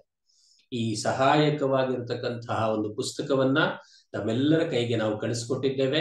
ಇನ್ನೊಮ್ಮೆ ಹೇಳ್ತಾ ಇದ್ದೇನೆ, ಕೆಲವು ದೂರದ ಊರುಗಳಿಗೆ ಇನ್ನೂ ತಲುಪಿಸೋಕೆ ಸಾಧ್ಯವಾಗಿಲ್ಲ. ಕಾರಣ 3-4 ದಿನಗಳ ಅವಧಿಯಲ್ಲಿ ಅದು ಇನ್ನೂ ತಲುಪಿಲ್ಲ. ಆದ್ರೆ ನಿಮಗೆ ಪುಸ್ತಕಗಳು ತಲುಪೋವರೆಗೂ ಕೂಡ ನಾವು ಪುಸ್ತಕದ ಪಾಠಗಳನ್ನ ನಿಮ್ಗೆ ಮಾಡ್ತಾ ಇಲ್ಲ. ಈ ಏನು ಒಂದಷ್ಟು ಮಾಹಿತಿಗಳನ್ನ, ಇದರ ಪ್ರಾಮುಖ್ಯವನ್ನ, ಇದರಲ್ಲಿರ್ತಕ್ಕಂತಹ ವಿಶೇಷತೆಗಳನ್ನ ನಮಗೆ ತಿಳಿಸ್ತಾ ನಾವು ನಿಧಾನವಾಗಿ ಮುಂದಕ್ಕೆ ಹೋಗ್ತೇವೆ. ನಮಗೆಲ್ರಿಗೂ ಗೊತ್ತಿದೆ, ಒಂದು ಮನೆ ಕಟ್ಟಬೇಕಾದ್ರೆ ಡೈರೆಕ್ಟ್ ಆಗಿ ಮನೆ ಕಟ್ಟಕ್ ಸಾಧ್ಯ ಇಲ್ಲ. ಮನೆ ಕಟ್ಟಬೇಕಾದ್ರೆ ಅದಕ್ಕೊಂದು ಪದ್ಧತಿ ಇದೆ, ಅದಕ್ಕೊಂದು ಪ್ರೊಸೀಜರ್ ಇದೆ. ಅದಕ್ಕೆ ನೆಲವನ್ನು ಅಗದು ಅಲ್ಲಿಂದ ಫೌಂಡೇಶನ್ ಕಟ್ಕೊಂಡ್ ಬರ್ಬೇಕಾಗತ್ತೆ, ಅಲ್ಲಿಂದ ನಾವು ಅಡಿಪಾಯ ಹಾಕೊಂಡ್ ಬರ್ಬೇಕಾಗತ್ತೆ. ಹಾಗೆ ಈ ಪೂಜಾ ಪದ್ಧತಿಯನ್ನ ನಾವು ಕಲಿಬೇಕು ಅಂತಂದ್ರೆ ಆಯ್ತು ಪೂಜಾ ಪದ್ಧತಿ ಒಂದ್ಸಲ ಹೇಳ್ಕೊಟ್ಟು ಬಿಡ್ತೀನಿ ಅನ್ನೋ ಆಗಲ್ಲ. ಹಾಗಿದ್ರೆ ಏನ್ ಮಾಡ್ಬೇಕು ಅಂತಂದ್ರೆ, ಪೂಜಾ ಪದ್ಧತಿಯನ್ನ ಆರಂಭ ಮಾಡೋದಕ್ಕೆ ಮೊದಲು ಬೇಕಾಗಿರತಕ್ಕಂಥ ಕೆಲವು ಸಿದ್ಧತೆಗಳು, ಯಾವ ರೀತಿಯಾಗಿ ಸಿದ್ಧತೆಗಳನ್ನ ಮಾಡ್ಕೊಳ್ಬೇಕು, ಯಾವ್ಯಾವ ರೀತಿಯಾಗಿ ನಾವು ಅದನ್ನ ಬಳಸ್ಕೋಬೇಕಾಗತ್ತೆ, ಇದೆಲ್ಲವನ್ನ ನಮ್ಗೆ ಹೇಳ್ಕೊಡ್ಲಿಕ್ಕಿದ್ದಾರೆ. ನಾನಾಗ್ಲೇ ನಿಮ್ಗೆ ಪರಿಚಯ ಮಾಡಿಸಿರ್ತಕ್ಕಂತಹ ವ್ಯಕ್ತಿ ವಿದ್ವಾನ್ ಆದಿತ್ಯ ನಾವುಡ ಅವರು. ವಿದ್ವಾನ್ ಆದಿತ್ಯ ನಾವುಡ ಅವರು ಒಂದು ಆಯುರ್ವೇದಿಕ್ ಕಾಲೇಜಲ್ಲಿ ಪ್ರೊಫೆಸರ್ ಆಗಿ, ಸಂಸ್ಕೃತದ ಪ್ರೊಫೆಸರ್ ಆಗಿ ಕೆಲಸ ಮಾಡ್ತಿದ್ದಾರೆ. ಅಷ್ಟೇ ಅಲ್ಲ, ಗುರುಕುಲದಲ್ಲಿ ಓದಿ ಬಂದಂಥವರು, ಹರಿಹರಪುರದವರು, ವಿಶೇಷವಾಗಿ ಕರ್ನಾಟಕದ ಬಹಳ ಪ್ರಸಿದ್ಧ ಕ್ಷೇತ್ರ, ಪುಣ್ಯಕ್ಷೇತ್ರ ಹರಿಹರಪುರ. ಆ ಹರಿಹರಪುರದಲ್ಲಿ ಇದ್ದಂಥವರು. ಅವರು ವೇದ ವಿಜ್ಞಾನ ಗುರುಕುಲಂ ಅನ್ನುವಂತಹ ಒಂದು ವಿಶಿಷ್ಟವಾದ ಗುರುಕುಲದಲ್ಲಿ ತಮ್ಮ ಅಧ್ಯಯನವನ್ನು ಮಾಡಿದವರು. ಅಧ್ಯಯನವನ್ನು ಮುಗಿಸಿದ್ದು ಆದ್ಮೇಲೆ ಅವರಿಗೆ ಆಯುರ್ವೇದಿಕ್ ಕಾಲೇಜಲ್ಲಿ ಸಂಸ್ಕೃತ ಪ್ರೊಫೆಸರ್ ಆಗಿ ಕೆಲಸ ಮಾಡ್ತಿದ್ದಾರೆ. ಅವರ ಒಂದು ಅಮೂಲ್ಯವಾದಂತಹ ಸಮಯವನ್ನು ನಾವೆಲ್ಲ ಬಳಸ್ಕೋಬೇಕಾಗಿದೆ. ಅವರು ಈ 1 ಗಂಟೆಯ ಕಾಲ ನಮಗೆ ಪ್ರತಿನಿತ್ಯವೂ ಕೂಡ ಈ ಪೂಜಾ ಪದ್ಧತಿಯನ್ನ, ಪೂಜೆಯ ವೈಶಿಷ್ಟ್ಯಗಳನ್ನ, ಪೂಜೆಯ ಎಲ್ಲ ಹಿನ್ನೆಲೆಗಳನ್ನ ನಮಗೆ ತಿಳಿಸ್ಕೊಡ್ತಾ ನಮಗೆ ಈ ಎಲ್ಲ ಸಂಪೂರ್ಣ ಮಾಹಿತಿಯನ್ನು ಕೊಡಬೇಕು ಅಂತ ನಾನು ಅವರಲ್ಲಿ ಕೇಳ್ಕೊಂಡಾಗ ಬಹಳ ಪ್ರೀತಿಯಿಂದ ಆಯ್ತು ಅಂತ ಹೇಳಿ ಅದನ್ನು ಒಪ್ಪಿಕೊಂಡು ಸಿದ್ಧರಾಗಿದ್ದಾರೆ. ಹಾಗಾಗಿ ಶ್ರೀಯುತ ಆದಿತ್ಯ ಶರ್ಮಾ, ಆದಿತ್ಯ ನಾವುಡ ಅವರನ್ನ ನಾನು ತಮ್ಮೆಲ್ಲರಿಗೂ ಪರಿಚಯಿಸ್ತಾ ಈ ಒಂದು ತರಗತಿಯನ್ನ ಅವರು ಮುಂದುವರಿಸಬೇಕು. ನಾನು ಕೂಡ ಈ ತರಗತಿಯಲ್ಲಿ ಇರ್ತೇನೆ, ಆಗಾಗ ನಿಮ್ಮ ಜೊತೆ ನಾನು ಸಂವಹನ ಮಾಡ್ತೇನೆ, ಆಗಾಗ ಈ ತರಗತಿಯಲ್ಲಿ ನಾನು ಕೂಡ ಬಂದು ಮಾತಾಡ್ತೇನೆ ಅನ್ನುವಂತಹ ಒಂದು ಆಶ್ವಾಸನೆಯನ್ನು ತಮಗೆಲ್ಲರಿಗೂ ಕೊಡ್ತಾ ಈಗ ನಾನು ಆದಿತ್ಯ ಶರ್ಮಾ ಅವರಿಗೆ ಈ ಒಂದು ವೇದಿಕೆಯನ್ನು ಬಿಟ್ಟುಕೊಡ್ತಾ ಇದ್ದೇನೆ. ಏನೇ ಸಂದೇಹಗಳಿದ್ರೂ ಕೂಡ ನೀವು ಸಂದೇಶಗಳ ಮೂಲಕ, ವಾಟ್ಸ್ಆಪ್ ಸಂದೇಶಗಳ ಮೂಲಕ ನೀವು ಕೇಳಬೇಕು. ಆದಿತ್ಯ ಶರ್ಮಾ ಅವರಿಗೆ ದಯವಿಟ್ಟು ಯಾರು ಕೂಡ ನೇರವಾಗಿ ಫೋನ್ ಮಾಡಕ್ ಹೋಗ್ಬೇಡಿ. ಅವರು ಕಾಲೇಜಲ್ಲಿ ಪ್ರೊಫೆಸರ್ ಆಗಿ ಕೆಲಸ ಮಾಡ್ತಿದ್ದಾರೆ, ತುಂಬಾ ಗಡಿಬಿಡಿಯಲ್ಲಿ ಇರ್ತಾರೆ, ಬ್ಯುಸಿ ಇರ್ತಾರೆ. ಆಮೇಲೆ ವರ್ಷಿತಾ ಅವರಿಗೂ ಕೂಡ ಡೈರೆಕ್ಟ್ ಆಗಿ ಯಾರು ಕೂಡ ದಯವಿಟ್ಟು ಫೋನ್ ಮಾಡಕ್ ಹೋಗ್ಬೇಡಿ. ಕಾರಣ ಅವರು ಕೂಡ ಒಂದು MNC ನಲ್ಲಿ ಸಾಫ್ಟ್ವೇರ್ ಅಲ್ಲಿ ಕೆಲಸ ಮಾಡ್ತಿದ್ದಾರೆ. ಅವರಿಗೆ ಬಿಡು ಸಿಗೋದೇ ರಾತ್ರಿ 12 ಗಂಟೆ ಮೇಲೆ, ಬೆಳಗ್ಗೆ 10 ಗಂಟೆ ಒಳಗಡೆ. ಹಾಗಾಗಿ ನಾವು ಅವರಿಗೆ ಫೋನ್ ಮಾಡಿ ತೊಂದರೆ ಕೊಡೋದು ಬೇಡ. ಖಂಡಿತವಾಗಿ ನಾವು ಸಲ್ಲಿಸಿದಂತಹ ಪುಸ್ತಕದ ಕಾಸ್ಟ್ ಏನಿದೆ ಅದಕ್ಕೆ ತಕ್ಕಂತಹ ಎಲ್ಲ ಪುಸ್ತಕಗಳು ನಿಮ್ಮ ಕೈಗೆ ಬಂದು ಸೇರುತ್ತೆ. ಯಾವ ಸಂದೇಹವೂ ಬೇಡ. ದಯವಿಟ್ಟು ಎಲ್ಲರೂ ಕೂಡ ಸಹಕರಿಸಿ ಈ ಒಂದು 30 ದಿನಗಳನ್ನ ತುಂಬಾ ಚೆನ್ನಾಗಿ ನಮ್ಮ ಜೀವನಕ್ಕೆ ಬೇಕಾದಂತಹ ಅಂಶಗಳನ್ನ ಕಲಿಯುವಂತಹ ದಿಕ್ಕಿನಲ್ಲಿ ಬಳಸ್ಕೊಳ್ಳೋಣ ಅಂತ ಹೇಳ್ತಾ ಎಲ್ಲರಿಗೂ ನಮಸ್ಕಾರ. ಆದಿತ್ಯ ಶರ್ಮಾ ಅವರೇ, ತಮಗೆ ಸ್ವಾಗತ. ತುಂಬಾ ತುಂಬಾ ಧನ್ಯವಾದಗಳು. ಸರ್ವೇಭ್ಯಃ ಶುಭ ಸಾಯಂ. ಎಲ್ಲರಿಗೂ ಕೂಡ ತಿಳಿದಿರುವಂತೆ ಪ್ರತಿನಿತ್ಯ ಅಥವಾ ಕೆಲವರು ವಿಶೇಷ ಸಂದರ್ಭಗಳಲ್ಲಿ, ಹಬ್ಬ ಹರಿದಿನಗಳಲ್ಲಿ ನಾವು ದೇವತೆಯನ್ನು ಪೂಜೆ ಮಾಡ್ತೇವೆ. ಯಾಕೆ ದೇವರನ್ನ ಪೂಜೆ ಮಾಡಬೇಕು? ನಮಗೆ ಕಣ್ಣಿಗೆ ಕಾಣದಂತಹ ದೇವರನ್ನ ನಂಬಿಕೊಂಡು ಅವರನ್ನ ಆರಾಧಿಸೋದ್ರಿಂದ ಏನು ಫಲ ಎನ್ನುವಂತಹ ವಿಚಾರಗಳನ್ನ ಕುರಿತು ನಾವು ಚಿಂತನೆ ಮಾಡ್ತಾ ಹೋದ್ರೆ ನಮಗೆ 2-3 ವಿಷಯಗಳು ಸ್ಪಷ್ಟವಾಗಿ ಗೊತ್ತಾಗುತ್ತೆ. ಏನು ಅಂತ ಹೇಳಿದ್ರೆ, ಯಾವಾಗ ಒಬ್ಬ ವ್ಯಕ್ತಿ ತನಗಿಂತ ಉತ್ಕೃಷ್ಟವಾಗಿರುವಂತಹ ಒಂದು ಚೈತನ್ಯ ಶಕ್ತಿ ಅಂತ ಏನ್ ಹೇಳ್ತೇವೋ, ದೇವರು ಅಂತ ಹೇಳ್ತೇವೆ, ಅವನನ್ನ ಗುರುತಿಸಿಕೊಂಡು ನಾವು ಕೆಲಸ ಮಾಡ್ತಾ ಹೋದಾಗ ನಮಗೆ ಒಂದು ಉತ್ಸಾಹ ಹಾಗೂ ಅದಕ್ಕೆ ಬೇಕಾಗಿರುವಂತಹ ಒಂದು ಶಕ್ತಿ ನಮಗೆ ಸಿಗತ್ತೆ. ಒಂದು ಪ್ರಸಿದ್ಧ ಲೇಖಕರೊಬ್ರು ಒಂದು ಪುಸ್ತಕದಲ್ಲಿ ಬರೀತಾರೆ ಆರಂಭದಲ್ಲಿ, ಹಿಂದೆ ಅಮೆರಿಕದಲ್ಲಿ ಮಹಾಯುದ್ಧ ನಡೆದಾಗ ಕೊನೆಯ ಕ್ಷಣ ಇನ್ನೇನು ಅವರು ಸೋಲ್ತಾರೆ ಎನ್ನುವಂತಹ ಒಂದು ಭಾವನೆ ಬರುತ್ತೆ. ಅವಾಗ ಅಲ್ಲಿಯ ಚೀಫ್ ಕ್ಯಾಪ್ಟನ್ ಯಾರಿರ್ತಾನೋ ಅವನು ಮುಖ್ಯಸ್ಥ ಇದ್ದವನು ಎಲ್ಲರನ್ನೂ ಕರೆದು ಗುಂಪಿನಲ್ಲಿ ಒಂದು ಮಾತುಗಳನ್ನ ಆಡ್ತಾರೆ. ನಾವು ನಮ್ಮ ದೇಶಕ್ಕೋಸ್ಕರವಾಗಿ, ದೇಶದ ಜನರ ಸುರಕ್ಷತೆಗೋಸ್ಕರವಾಗಿ, ನಮ್ಮ ದೇಶ ಚೆನ್ನಾಗಿರ್ಬೇಕು ಅನ್ನುವಂತಹ ಉದ್ದೇಶದಿಂದ ನಾವು ಈಗ ಯುದ್ಧ ಮಾಡ್ತಿದ್ದೇವೆ. ಆದ್ರೆ ನಮಗೀಗ ಆ ಯುದ್ಧವನ್ನ ಮಾಡುವುದಕ್ಕೆ ಸಾಮರ್ಥ್ಯ ಕಡಿಮೆ ಆಗ್ತಾ ಇದೆ ಅನ್ನುವಂಥ ಭಾವನೆ ಬರ್ತಾ ಇದೆ. ನಾವೀಗ ಎಲ್ಲರೂ ಕೂಡ ಆ ಕಾಣದೇ ಇರುವಂತಹ ಆ ದೇವನಲ್ಲಿ, ಆ ಚೈತನ್ಯ ಶಕ್ತಿಯಲ್ಲಿ ಪ್ರಾರ್ಥನೆ ಮಾಡೋಣ. ನಮಗೆ ಎಲ್ಲರೂ ಕೂಡ ಆ ಸಾಮರ್ಥ್ಯ ಇದೆ, ನಮಗೆ ಆ ಸಾಮರ್ಥ್ಯವನ್ನ ದಯಪಾಲಿಸು ಎಂಬುದಾಗಿ ಪ್ರಾರ್ಥನೆ ಮಾಡಿ ಅವರು ಯುದ್ಧಕ್ಕೆ ನಿಲ್ತಾರೆ. ಪುನಃ ಯುದ್ಧದಲ್ಲಿ ಜಯಗಳಿಸ್ತಾರೆ. ಅಲ್ಲಿ ಏನು ಮುಖ್ಯ ಉದ್ದೇಶ ಆಯ್ತು, ಅವರಿಗೆ ಏನು ಒಂದು ಸ್ಫೂರ್ತಿ ನೀಡಿತು ಅಂದ್ರೆ ಆ ಪ್ರಾರ್ಥನೆ. ಆ ಪ್ರಾರ್ಥನೆ ಮೂಲಕವಾಗಿ ಅವ್ರಿಗೇನಾಯ್ತು, ಮನಸ್ಸಿನಲ್ಲಿ ಧೈರ್ಯ, ಸ್ಥೈರ್ಯ, ತನ್ಮೂಲಕ ಉತ್ಸಾಹ, ಯುದ್ಧದಲ್ಲಿ ಜಯ ಎಲ್ಲದೂ ಸಿಕ್ತು. ಅದೇ ತರಹ ಪ್ರತಿಯೊಬ್ಬ ಮಾನವನು ಕೂಡ ಹಾಗೆ ಚಿಂತನೆ ಮಾಡಿದಾಗ ಅವನಿಗೆ ಉತ್ಸಾಹ ಸಿಕ್ಕೇ ಸಿಗತ್ತೆ ಎನ್ನುವಂಥದ್ದು ಸಾಮಾನ್ಯವಾಗಿರುವಂತಹ ಒಂದು ಚಿಂತನೆ. ಆದರೆ ಭರತಖಂಡದಲ್ಲಿ ನಾವು ಹುಟ್ಟಿರುವಂತಹ ಜನ್ಮ ಇದು ಯಾವುದಿದೆಯೋ ಪರಮ ಪವಿತ್ರವಾಗಿರುವಂಥದ್ದು. ಇದನ್ನ ಹೇಗೆ ನಾವು ಸಾರ್ಥಕ ಮಾಡ್ಕೋಬೇಕು ಅಂತ ಚಿಂತನೆ ಮಾಡ್ತಾ ಹೋದಾಗ ಪ್ರಪ್ರಥಮವಾಗಿ ನಮಗೊಂದು ಸುಭಾಷಿತ ನೆನಪಾಗತ್ತೆ ಎಲ್ಲರಿಗೂ ಕೂಡ. ಬಹುಶಃ ಸುಪ್ರಸಿದ್ಧವಾಗಿರುವಂತಹ ಸುಭಾಷಿತವಿದು. ಆಹಾರ ನಿದ್ರಾ ಭಯಮೈಥುನಂಚ ಸಾಮಾನ್ಯಮೇತತ್ ಪಶುನರಾಣಾಂ ಧರ್ಮೋ ಹಿ ತೇಷಾಂ ಅಥವಾ ಜ್ಞಾನೋ ಹಿ ತೇಷಾಂ ಅಧಿಕೋ ವಿಶೇಷಃ ಧರ್ಮೇಣ ಅಥವಾ ಜ್ಞಾನೇನ ಹೀನಾಃ ಪಶುಭಿಃ ಸಮಾನಾಃ ಎಂಬುದಾಗಿ. ಪರಮಾತ್ಮ ನಮಗೆ ಜನ್ಮವನ್ನು ನೀಡಿದ್ದಾನೆ.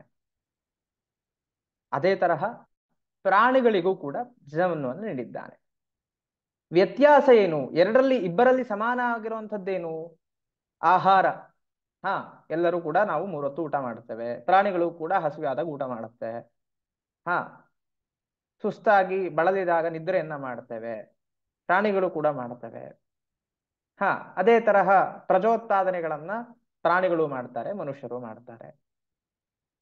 ಆದ್ರೆ ಏನು ವ್ಯತ್ಯಾಸ ಮನುಷ್ಯರಿಗೂ ಪ್ರಾಣಿಗೂ ಅಂತ ಹೇಳಿದ್ರೆ ಧರ್ಮ, ಜ್ಞಾನ. ಅಂದರೆ ಯಾವ ಸಮಯದಲ್ಲಿ ಹೇಗೆ ನಡ್ಕೊಳ್ಬೇಕು, ಧರ್ಮದ ಆಚರಣೆ ಮಾಡಿಕೊಳ್ಳುವುದು ಹೇಗೆ, ಯಾವ ಸಮಯದಲ್ಲಿ ಯಾವ ಕಾಲದಲ್ಲಿ ಏನು ಸೂಕ್ತ ಎಂಬುವಂತಹ ಪ್ರಜ್ಞೆ ನಮಗಿದೆ. ಅದೇ ನಮಗೆ ವಿಶೇಷ. ಹಾಗಾಗಿ ಅದನ್ನ ಸಮರ್ಥವಾಗಿ ಉಪಯೋಗಿಸಿಕೊಳ್ಳದೆ ಇದ್ದಾಗ ನಮಗೂ ಕೂಡ ಪ್ರಾಣಿಗೂ ಇಬ್ಬರಿಗೂ ಯಾವುದೇ ರೀತಿಯಾದಂತಹ ವ್ಯತ್ಯಾಸ ಇರೋದಿಲ್ಲ. ಜ್ಞಾನೇನ ಹೀನಾಃ ಪಶುಭಿಃ ಸಮಾನ ಅಥವಾ ಧರ್ಮೇಣ ಹೀನಾಃ ಪಶುಭಿಃ ಸಮಾನ. ಆ ಧರ್ಮಾಚರಣೆಗಳನ್ನ ಮಾಡದ ಹೋಗಬೇಕು. ಧರ್ಮಾಚರಣೆ ಅಂದ್ರೆ ಏನು? ಒಬ್ರು ಹೇಳ್ತಾರೆ, ನಾವು ದೇವರನ್ನೆಲ್ಲ ನಂಬೋದಿಲ್ಲ, ನಾವು ಯಾವುದೋ ಒಂದು ದೇವರನ್ನ ಮಾತ್ರ ನಂಬೋನು, ಎಲ್ಲ ದೇವತೆಗಳನ್ನ ನಂಬೋದಿಲ್ಲ, ಅಥವಾ ನಾನು ಈ ಮತಕ್ಕೆ ಸೇರಿದವನಲ್ಲ, ನಾನು ಕ್ರಿಶ್ಚಿಯನ್ನು, ಅಥವಾ ನಾನು ಮುಸ್ಲಿಮು, ಅಥವಾ ನಾನು ಸಿಕ್ಕ, ನಾನು ಜೈನ ಎಂಬುದಾಗಿ ಅವರು ಬೇರೆ ಬೇರೆ ಕಲ್ಪನೆಗಳನ್ನ ಮಾಡ್ಕೊಳ್ಬಹುದು. ಆದರೆ ಅಲ್ಲಿ ಎಲ್ಲ ಕಡೆಯೂ ಕೂಡ ಅನುಸೂತವಾಗಿರುವಂತಹ ಒಂದು ತತ್ವ ಏನು ಅಂತ ಹೇಳಿದ್ರೆ, ನಮಗೆಲ್ಲರಿಗೂ ಮೀರಿ ಇನ್ನೊಂದು ಚೈತನ್ಯ ಶಕ್ತಿ ಇದೆ, ಅದರಿಂದಲೇ ನಾವೆಲ್ಲರೂ ಬಂದಿದ್ದೀವಿ ಅಂತ ಹೇಳಿ. ಅದನ್ನೇ ಪರಮಾತ್ಮ ಅಂತ ಒಬ್ರು ಕರೆದರು, ಅರ್ಹನ್ ಅಂತ ಇನ್ನೊಬ್ರು ಕರೀತಾರೆ. ಹಾಗೆ ಒಬ್ಬೊಬ್ರು ಅವರವರ ಚಿಂತನೆಗೆ ತಕ್ಕಂತೆ ಬೇರೆ ಬೇರೆ ಹೆಸರನ್ನ ಬೇರೆ ರೀತಿಯಾಗಿ ಹೇಳ್ತಾರೆ. ಹೇಗೆ ಒಬ್ಬ ಚಿಕ್ಕ ಹುಲು ಮಾನವ ದೈತ್ಯಾಕಾರವಾಗಿರುವಂಥ ಆನೆಯನ್ನ ಎದುರುಗಡೆ ನೋಡಿದಾಗ ಅವನೇನ್ ಅನ್ಕೊಳ್ತಾನೆ, ಓ ಸೊಂಡಲ್ಲಿರೋದು ಆನೆ ಅಂತ ಹೇಳ್ಕೊಳ್ತಾನೆ. ಹಿಂದ್ಗಡೆ ನೋಡಿದಾಗ ಅವನೇನ್ ಅನ್ಕೊಳ್ತಾನೆ, ಚೋಟುದ್ದ ಬಾಲ ಇದ್ದು 4 ಕೊಂಬದಂತೆ ಏನೋ ದೊಡ್ಡದಾಗಿ ಕಾಣುವಂತಹ ಒಂದು ಇದನ್ನ ಆಕಾರ ಗಾತ್ರವಾಗಿರುವಂತಹ ಪ್ರಾಣಿಯನ್ನ ಆನೆ ಅನ್ಕೊಳ್ತಾನೆ. ಬಲಭಾಗ ಅಥವಾ ಎಡಭಾಗದಿಂದ ನಿಂತುಕೊಂಡು ನೋಡುವವನಿಗೆ ಏನ್ ಅನ್ಸುತ್ತೆ, ಡೊಳ್ಳು ಹೊಟ್ಟೆ ಇದ್ದು ಕಂಬಗಳಂತೆ ಇರುವಂತಹ ಕಾಲು ಇರುವಂತಹ ಈ ಪ್ರಾಣಿ ಆನೆ ಅಂತ ಅನ್ಕೊಳ್ತಾನೆ. ಮೇಲ್ಗಡೆಯಿಂದ ನೋಡುವವನಿಗೆ ಏನ್ ಅನ್ಸುತ್ತೆ, ವಿಶಾಲವಾಗಿರುವಂತಹ ಒಂದು ಬೆನ್ನು ಕಾಣ್ತಾ ಇದೆ, ಅಥವಾ ಒಂದು ಪ್ರದೇಶ ಕಾಣ್ತಾ ಇದೆ, ದೊಡ್ಡ ಹೊಟ್ಟೆ ತರ ಏನೋ ಕಾಣ್ತಾ ಇದೆ, ಇದು ಆನೆ ಅಂತ ಹೇಳಿ ಅನ್ಕೊಳ್ತಾನೆ. ಅದೆಲ್ಲದೂ ಕೂಡ ನಿಜವಾಗಿಯೂ ಸತ್ಯ. ಆದರೆ ಯಾವ ಯಾವ ದೃಷ್ಟಿಯಿಂದ ನೋಡಿದ್ದಾನೆ ಎನ್ನುವಂಥದ್ದು ಅಲ್ಲಿ ಪ್ರಮುಖವಾಗುತ್ತೆ. ಹಾಗೆಯೇ ಈ ವಿಚಾರಗಳಲ್ಲಿಯೂ ಕೂಡ ದೇವರು ಅಂದ್ರೆ ಯಾರು, ಪರಮಾತ್ಮ ಅಂದ್ರೆ ಯಾರು ಅಂತ ಹೇಳಿ ನಾವು ಮೊದಲು ಚಿಂತನೆ ಮಾಡ್ಬೇಕಾಗುತ್ತೆ. ಪರಮಾತ್ಮ ಅಂತ ಹೇಳಿದ್ರೆ ನಾವು ಯಾವುದರಿಂದ ಬಂದಿದ್ದೇವೋ, ಹಾ, ಯಾವ ಆ ಚೈತನ್ಯ ಶಕ್ತಿಯಿಂದ ನಾವು ಹುಟ್ಟಿದ್ದೇವೋ, ಯಾವ ಚೈತನ್ಯ ಶಕ್ತಿಯು ಈ ಜಗತ್ತನ್ನು ನಡೆಸ್ತಾ ಇದೆಯೋ, ಯಾವ ಚೈತನ್ಯ ಶಕ್ತಿಯಿಂದ ಪ್ರಳಯಗಳು ಕೊನೆಯಾಗತ್ತೋ ಅದು ಚೈತನ್ಯ, ಅದೇ ಪರಮಾತ್ಮ ಅಂತ ಹೇಳ್ತಾರೆ. ಶಂಕರಾಚಾರ್ಯರು ಬ್ರಹ್ಮಸೂತ್ರದಲ್ಲಿ ಭಾಷ್ಯಕ್ಕೆ ಬರೀತಾರೆ. ಜನ್ಮಾದಿ ಅಸ್ಯ ಯತಃ ಎಂಬುವಂತಹ ಬಾದರಾಯಣರ ಸೂತ್ರದಲ್ಲಿ ಅವರು ಬರೀತಾರೆ, ಎಲ್ಲಿಂದ ಈ ಜಗತ್ತಿನ ಉತ್ಪತ್ತಿ ಸ್ಥಿತಿ ಲಯಗಳು ಆಗ್ತದೋ ಅದು ಪರಮಾತ್ಮ ಅಂತ ಹೇಳಿ. ಅವನಿಗೆ ನಾಮ ರೂಪ ಅಥವಾ ಇನ್ಯಾವುದೇ ರೀತಿಯಾದಂತಹ ಗುಣಗಳು ಕೂಡ ಅವನಿಗೆ ಇರೋದಿಲ್ಲ. ಅವನು ನಿರ್ಗುಣ ನಿರಾಕಾರನಾಗಿರುವಂತಹ ಪರಮಾತ್ಮ. ಆದರೆ ನಾವು ಚಿಂತನೆ ಮಾಡುವಂತಹ ಅಥವಾ ನಾವು ಪೂಜೆ ಮಾಡುವಂತಹ ದೇವನಿಗೆ ರೂಪ ಇದೆ. ಉದಾಹರಣೆಗೆ ಶಿವ ಅಂತ ತಗೊಂಡ್ರೆ ಅವನಿಗೆ ರೂಪ ಇದೆ, 3 ಕಣ್ಣು, ತ್ರಿಶೂಲ ಇದೆ, ಡಮರು ಇದೆ, ರುದ್ರಾಕ್ಷ ಹಾಕೊಂಡಿರ್ತಾನೆ, ಚರ್ಮಾಂಬರನಾಗಿದ್ದಾನೆ. ಅವನಿಗೊಂದು ಸಂಸಾರ ಇದೆ, ಪಾರ್ವತಿ ಇದ್ದಾಳೆ ಮಡದಿಯಾಗಿ, ಮಕ್ಕಳಿದ್ದಾರೆ, ವಾಹನ ಇದೆ, ಇರೋದಕ್ಕೆ ಒಂದು ವಿಶೇಷ ಪ್ರದೇಶ ಇದೆ. ವಿಷ್ಣುವಿಗೂ ನೋಡಿದ್ರು ಹಾಗೆ. ಹೀಗೆ ನಮ್ಮ ಕಲ್ಪನೆಗಳೆಲ್ಲ ಇದೆ. ಹೇಗಿದು ಬಂತು ಅಂತ ಚಿಂತನೆ ಮಾಡಿದ್ರೆ ಇದಕ್ಕೆ ಉತ್ತರ ನಮಗೆ ಸಿಗೋದಿಲ್ಲಿ. ಎಲ್ಲ ಕಡೆಯೂ ಕೂಡ ಅದಕ್ಕೆ ಉತ್ತರ ಸಿಗೋದು ಪುರಾಣಗಳಲ್ಲಿ. ಮಹರ್ಷಿ ವೇದವ್ಯಾಸರು ಎಲ್ಲರಿಗೂ ಕೂಡ ಉಪಕಾರವಾಗಲಿ ಎನ್ನುವಂತಹ ದೃಷ್ಟಿಯನ್ನ ಉಳ್ಳವರಾಗಿದ್ದರಿಂದ ಪುರಾಣಗಳನ್ನ ಬರೆದರು. 18 ಮಹಾಪುರಾಣಗಳು, 18 ಉಪಪುರಾಣಗಳನ್ನೆಲ್ಲ ಬರೆದರು. ಅಲ್ಲಿ ಈ ವಿಚಾರಗಳನ್ನೆಲ್ಲ ಚರ್ಚೆ ಮಾಡಿದ್ದಾರೆ. ಹಾಗಾಗಿ ವಸ್ತುತಃ ಪೂಜೆ ಎನ್ನುವಂಥದ್ದು ಕೆಲವರಿಗೆ ಅನ್ಸ್ಬೋದು, ಯಾವುದೋ ಒಂದು ಕಲ್ಲಿನಲ್ಲಿಯೋ ಅಥವಾ ಯಾವುದೋ ಒಂದು ಶಿಲೆಯಲ್ಲಿಯೋ ಯಾವುದೋ ಒಂದು ವಿಗ್ರಹದಲ್ಲಿಯೋ ದೇವರನ್ನ ಪೂಜೆ ಮಾಡಿಬಿಟ್ರೆ ದೇವರು ಅಲ್ಲಿ ಬಂದ್ಬಿಡ್ತಾನಾ ಎಂಬುದಾಗಿ. ವಾಸ್ತವಿಕವಾಗಿ ಅವರು ಹೇಳುವಂತಹ ತರ್ಕ ಏನಿದೆಯೋ ಅದು ನಿಜವಾಗಿಯೂ ಸತ್ಯವೇ. ಅದು ಕಲ್ಲೇ ಆಗಿರುತ್ತೆ. ಯಾವಾಗ ಅಂತ ಹೇಳಿದ್ರೆ ಆ ವ್ಯಕ್ತಿ, ನೋಡುವಂತಹ ವ್ಯಕ್ತಿ ಯಾವಾಗ ಅದು ಕಲ್ಲಿನ ಮೂರ್ತಿ, ಒಂದು ಕಲ್ಲಿನಂತಹ ಆಕಾರ ಅಂತ ಹೇಳಿ ಚಿಂತನೆ ಮಾಡ್ತಾನೋ ಅವನಿಗೆ ಅದು ಕಲ್ಲೇ ಆಗಿರುತ್ತೆ. ಪ್ರಸಿದ್ಧ ಲೇಖಕರು ಬಹುಶಃ ಎಲ್ಲರಿಗೂ ಕೂಡ ಕೇಳೇ ಇರ್ತೀರ, ರವಿ ಬೆಳೆಗೆರೆ ಅಂತ ಹೇಳಿ. ಅವರೊಂದು ಪುಸ್ತಕದಲ್ಲಿ ಬರೀತಾರೆ, ಒಂದು ಘಟನೆಯನ್ನು ವಿವರಿಸ್ತಾ ಅಲ್ಲಿ ಬರೀತಾರೆ. ಒಬ್ಬ ವ್ಯಕ್ತಿ ವಾಮಾಚಾರ ಇತ್ಯಾದಿ ಮಾಡುವಂತಹ ಪ್ರದೇಶಗಳಿಗೆ ಹೋಗ್ತಾನೆ. ಅವನು ಪರೀಕ್ಷೆ ಮಾಡೋಣ, ನಿಮ್ಮಲ್ಲಿ ಏನ್ ಶಕ್ತಿ ಇದೆ ಅಂತ ಹೇಳಿ ಕೇಳ್ತಾನೆ. ಅವಾಗ ಅವರು ಹೇಳ್ತಾರೆ, ನೀನು ಆ ಗೋಡೆ ಹತ್ರ ಕೈ ಇಡು ಅಂತ ಹೇಳ್ತಾರೆ.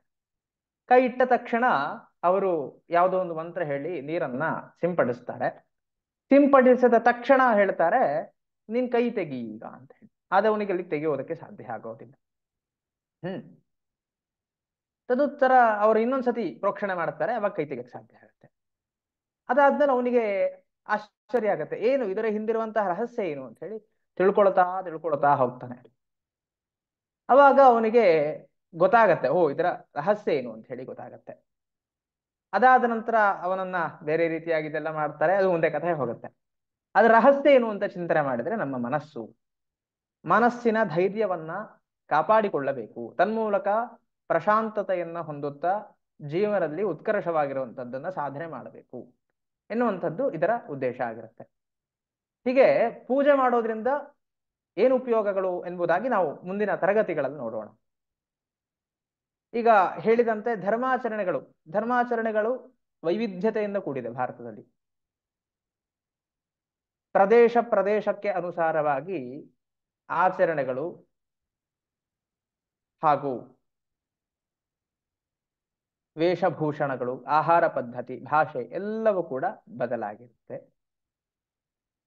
ಧರ್ಮ ಅಂದ್ರೆ ಅದರ ತತ್ವ ಒಂದೇ ಆಗಿರುತ್ತೆ. ಉಪ್ಪಿಟ್ಟು ಮಾಡಬೇಕಾದಾಗ ಕೆಲವರು ಮೊದಲಿಗೆ ರವೆಯನ್ನು ಹೊಡೆದು ಪಕ್ಕಕ್ಕೆ ಇಟ್ಟು ಅನಂತರ ಒಗ್ಗರಣೆ ಹಾಕಿ ಆಮೇಲೆ ಉಪ್ಪಿಟ್ಟು ಮಾಡ್ತಾರೆ. ಕೆಲವರು ಉಪ್ಪಿಟ್ಟಲ್ಲೇ ಒಗ್ಗರಣೆ ಹಾಕಿ ಅದು ತರ ರವೆ ಹಾಕಿ ಹುರಿದು ಆಮೇಲೆ ಬಿಸಿನೀರು ಹಾಕಿ ಉಪ್ಪಿಟ್ಟು ಮಾಡ್ತಾರೆ. ಅದರ ತತ್ವ ಒಂದೇ, ಏನು? ಉಪ್ಪಿಟ್ಟಾಗಬೇಕು ಅಂತ ಹೇಳಿ. ಹಾಗೆ ದೇವರ ಪೂಜೆಯಲ್ಲಿ ತತ್ವ ಏನು ಅಂತ ಹೇಳಿದ್ರೆ, ನಮಗೆ ಕಾಣದೇ ಇರುವಂತಹ ಒಂದು ಚೈತನ್ಯ ಶಕ್ತಿಗೆ ನಾವು ಅರ್ಪಣೆಯನ್ನ ಮಾಡುತ್ತಿದ್ದೇವೆ. ನಾವು ಒಂದು ಕೃತಜ್ಞತೆಯನ್ನ ಸಲ್ಲಿಸ್ತಾ ಇದ್ದೇವೆ ಅಂತ ಹೇಳಿ. ಇದಕ್ಕೆ ಯಾಕೆ ದೇವರನ್ನ ಪೂಜೆ ಮಾಡ್ತಾರೆ ಜನರು? ಸಾಮಾನ್ಯವಾಗಿ ನಾವು ಆ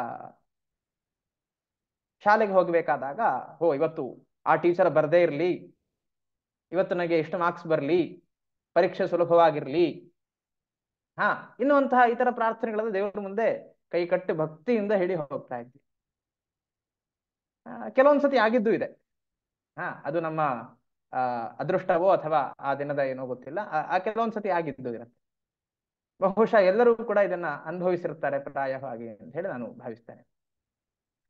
ಯಾಕೆ ಪೂಜೆಯನ್ನ ಮಾಡಬೇಕು ಅಂತ ನೋಡಿದ್ರೆ, ಭಗವದ್ಗೀತೆ ಶ್ರೀಕೃಷ್ಣ ಭಗವದ್ಗೀತೆಯಲ್ಲಿ ಹೇಳ್ತಾನೆ, ಚತುರ್ವಿಧಾಃ ಭಜಂತೆ ಮಾಂ ಜನಾ ಸುಕೃತಿನೋರ್ಜುನ ಆರ್ತೋ ಜಿಜ್ಞಾಸುರರ್ಥಾರ್ಥಿ ಜ್ಞಾನೀ ಚ ಭರತರ್ಷಭ ಎಂಬುದಾಗಿ.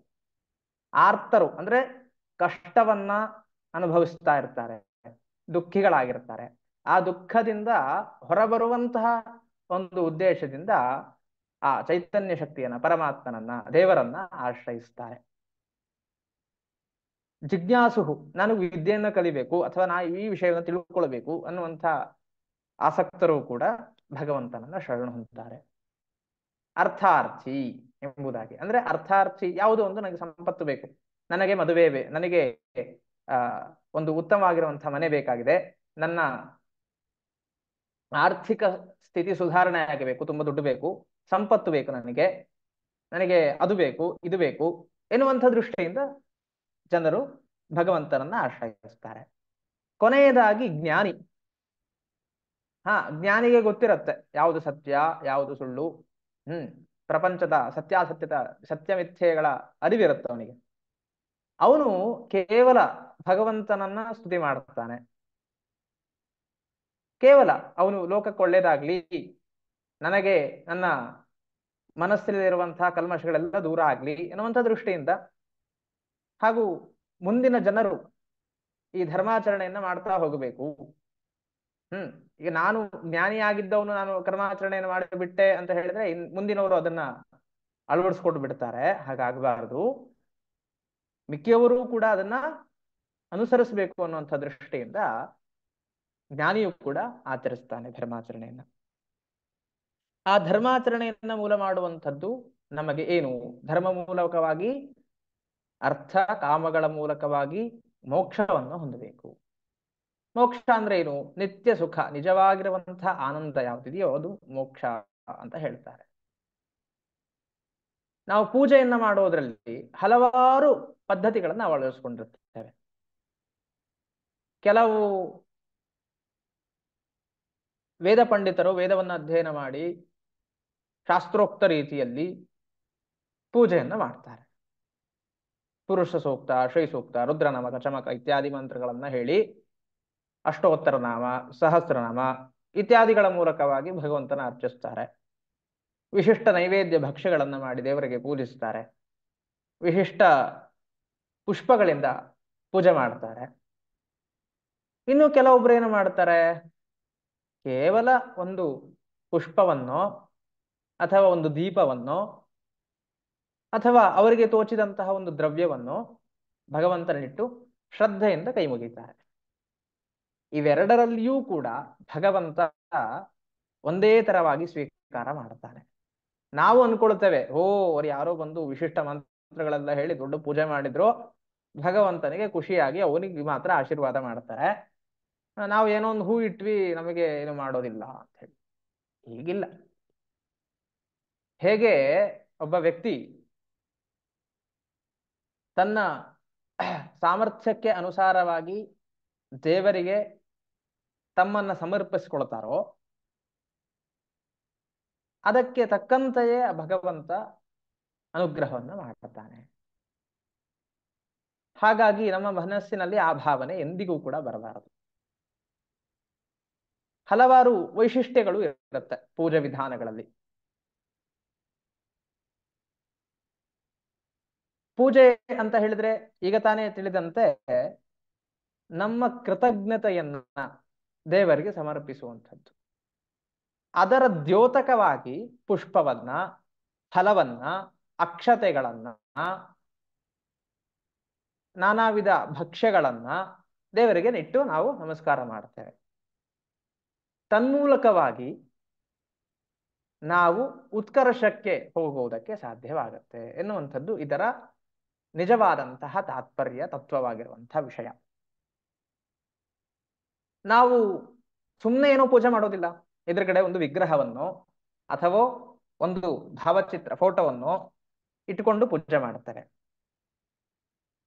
ಪ್ರತಿನಿತ್ಯವೂ ಕೂಡ ಯಾವ ಒಬ್ಬ ವ್ಯಕ್ತಿ ಸ್ತೋತ್ರ ಮೂಲಕವಾಗಿ, ವೇದಮಂತ್ರಗಳ ಮೂಲಕವಾಗಿ, ಅಥವಾ ಏನು ಗೊತ್ತಿಲ್ಲದೆ ಕೇವಲ ಬರೀ ಒಂದು ಹೂವನ್ನು ಅಥವಾ ಒಂದು ದೀಪವನ್ನು ವಿಗ್ರಹದ ಮುಂದೆ ಹಚ್ಚುತ್ತಾ ಇದ್ದಾಗ ಅವರಿಗೆ ಗೊತ್ತಿಲ್ಲದೆ ಇರುವಂತಹ ಒಂದು ಆ ಚೈತನ್ಯ ಶಕ್ತಿ ಅಲ್ಲಿ ಅಡಗಿರುತ್ತೆ. ಯಾವುದೇ ಕಾರಣಕ್ಕೂ ಆ ವ್ಯಕ್ತಿ ಯಾರು ಪೂಜೆಯನ್ನ ಮಾಡ್ತಾನೋ ಅವನು ಯಾವತ್ತೂ ಕೂಡ ಅದೊಂದು ಯಾವುದೋ ಒಂದು ಪ್ಲಾಸ್ಟಿಕ್ಕಿನ ಚಿತ್ರ, ಪ್ಲಾಸ್ಟಿಕ್ಕಿನ ಒಂದು ಪೇಪರ್ ಇದೆ, ಬಣ್ಣದ ಕಾಗದ ಅಥವಾ ವಿಗ್ರಹ ಇದೆ, ಯಾವುದೋ ಒಂದು ಕಲ್ಲಿನ ಒಂದು ಡಿಸೈನ್ ಇರುವಂತಹ ಒಂದು ಕಲ್ಲು ಎನ್ನುವಂತಹ ಭಾವನೆ ಅವನ ಮನಸ್ಸಿನಲ್ಲಿ ಎಂದಿಗೂ ಬರೋದಿಲ್ಲ. ಅಲ್ಲಿ ಅವನು ಏನ್ ನೋಡ್ತಾನೆ? ಆ ಚೈತನ್ಯವನ್ನ, ಆ ಪರಮಾತ್ಮನನ್ನೇ ಧ್ಯಾನ ಮಾಡ್ತಾನೆ. ಅಲ್ಲಿ ಒಂದು ಗಣಪತಿಯ ವಿಗ್ರಹ ಇದೆ ಅಂತ ಹೇಳಿದ್ರೆ ಅವನಿಗೇನು ತಕ್ಷಣಕ್ಕೆ ಅವನಿಗೆ ಗಣಪತಿಯ ಚಿತ್ರವೇ ಮನಸ್ಸಿಗೆ ಮೂಡುತ್ತದೆ. ಅದು ಹೊರತಾಗಿ ಅದೊಂದು ಕಲ್ಲು ಅನ್ನುವಂತಹ ಭಾವನೆ ಬರೋದಿಲ್ಲ. ಯಾರಿಗಾದರೂ ಕೂಡ ಇದೊಂದು ಕಲ್ಲು ಅನ್ನುವಂತಹ ಭಾವನೆ ಬೇರೂರಿದೆ ಮನಸ್ಸಿನಲ್ಲಿ ಅಂತ ಹೇಳಿದ್ರೆ ಹಾಗಾದ್ರೆ ತಪ್ಪಿಲ್ಲ.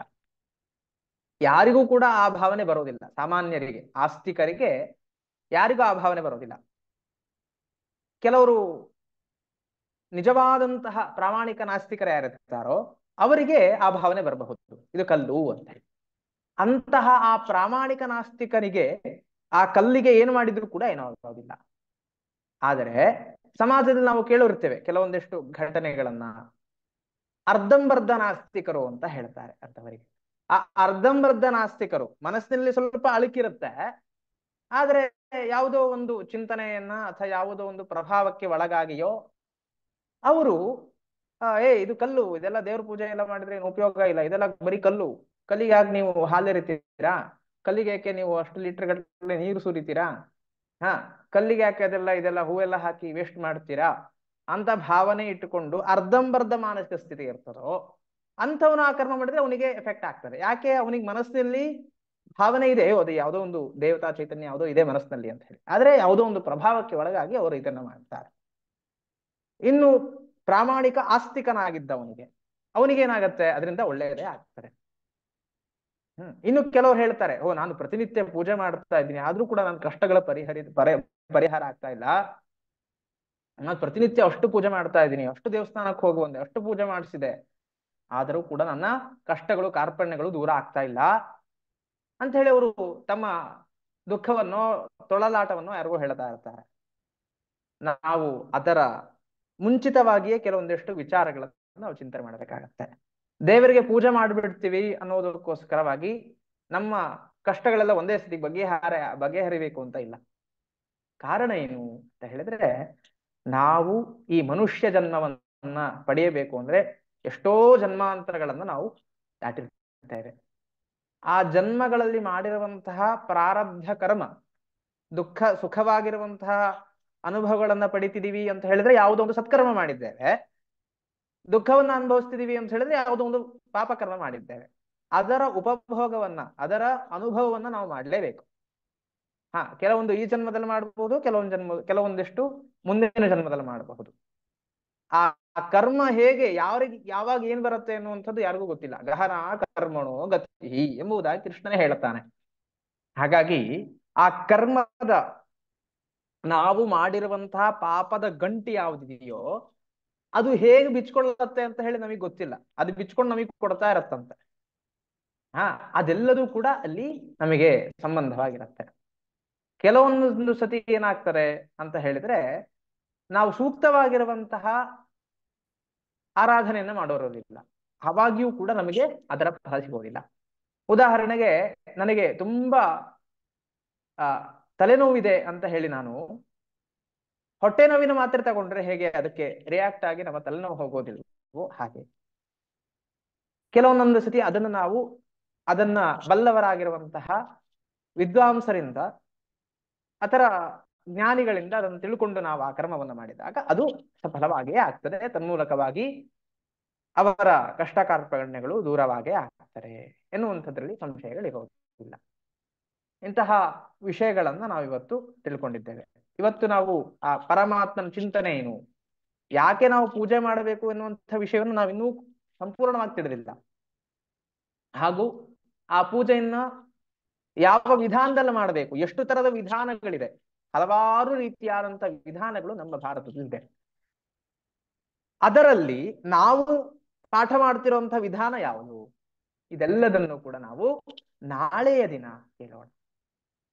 ಅಲ್ಲಿಯ ತನಕ ನಿಮ್ಮ ಪ್ರಶ್ನೆಗಳು ಯಾವ ತರ ಇದ್ರೂ ಕೂಡ ವಾಟ್ಸ್ಆಪ್ ನಲ್ಲಿ ಕೂಡ ನೀವು ನಮಗೆ ಕೇಳಬಹುದು, ಅಥವಾ ಇವಾಗ್ಲೂ ಕೂಡ ಚಾಟ್ ಬಾಕ್ಸ್ ನಲ್ಲಿ ನೀವು ಪ್ರಶ್ನೆಗಳಿದ್ರೆ ಕೇಳಬಹುದು. 1 ನಿಮಿಷಗಳ ಕಾಲ ಅವಕಾಶ ಇರುತ್ತೆ. ಏನಾದ್ರು ಪ್ರಶ್ನೆಗಳಿದ್ರೆ ಯಾರು ಕೇಳಿಸಬಹುದು, ತೊಂದರೆ ಇಲ್ಲ.